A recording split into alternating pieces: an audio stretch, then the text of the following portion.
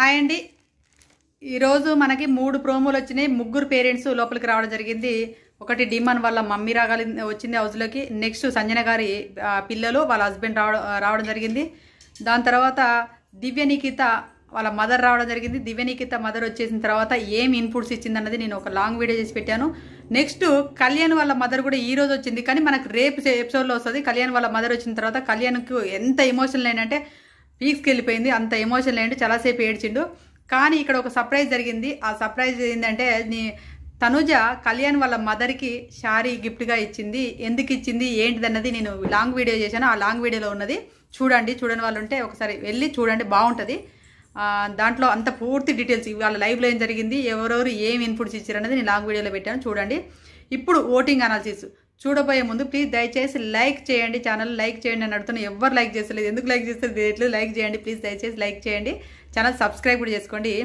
ఇప్పుడు ఓటింగ్ అనాలిసిస్లో చూసినట్లయితే టాప్ 1లో కళ్యాణే కన్ఫామ్గా. టాప్ 1లో వార్ వన్ సైడ్ లాగా కళ్యాణే దూసుకెళ్తున్నాడు. టాప్ 2 వచ్చేసి ఇమ్మాన్యుయల్ దూసుకెళ్తున్నాడు. ఇమ్మాన్యుయల్కి కళ్యాణ్కి మధ్య 15% డిఫరెంట్తో ఉన్నాడు. తర్వాత భరణి గారు ఉన్నారు. భరణి గారికి కూడా ఓటింగ్ బాగానే పెరిగింది. తనుజతో బాగా క్లోజ్గా ఉంటుండు కాబట్టి ఓటింగ్ పెరగవచ్చు. భరణి గారు మళ్ళీ సుమన్ శెట్టి గారితో కూడా క్లోజ్గా ఉంటుండు కదా. సుమన్ శెట్టి గారి ఫ్యాన్స్ కూడా భరణి గారికి కూడా ఓట్లు వేసే అవకాశాలు ఉన్నాయి. దివ్య కూడా కొన్ని షేర్ చేసే అవకాశాలు ఉన్నాయి. సుమన్ శెట్టి గారికి ఉన్నటువంటి ఓట్లు అంటే సుమన్ శెట్టి గారికి ఏదో టాప్ 1లో పడేంత ఓటింగ్ లేదు, కానీ ఆయన సేవ్ అయ్యేంత ఓటింగ్ ఉంది కదా. ఆ సేవింగ్ అయ్యేంత ఓటింగ్ ఇద్దరికి సేవ్ అవ్వచ్చు అని అనుకుంటున్నా, షేర్ అవుతుందని అనుకుంటున్నా. ఎవరికి? భరణికి, తర్వాత దివ్య నిఖితకి ఇద్దరికి షేర్ అయ్యే అవకాశాలు అయితే కనబడుతున్నాయి. నెక్స్ట్ వచ్చేసి సంజన గారికి ఇవాళ ఏమైనా ఫ్యామిలీ ఆడియన్స్ ఇట్లా ఏమైనా కనెక్ట్ అయ్యి వేస్తే తను కూడా సేవ్ అయిపోతుంది. కానీ దివ్య నిఖిత డేంజర్ జోన్లో ఉంది స్టిల్. ఇప్పటి వరకు ఆ ఓటింగ్ పోల్స్ మొదలైన కానించి ఈ రోజు వరకు కూడా డేంజర్ జోన్లో సంజన గారును దివ్య నిఖిత ఇద్దరు డేంజర్ జోన్లోనే ఉన్నారు. ఈ వారం నో ఎలిమినేషన్ అయితే 99% పెడతాడు బిగ్ బాస్ అని నేను అనుకుంటున్నాను. ఎందుకంటే ఈ సీజన్లో పెట్టలేదు, ఇదే ఫస్ట్ సార్ అన్నట్టు పెట్టడము.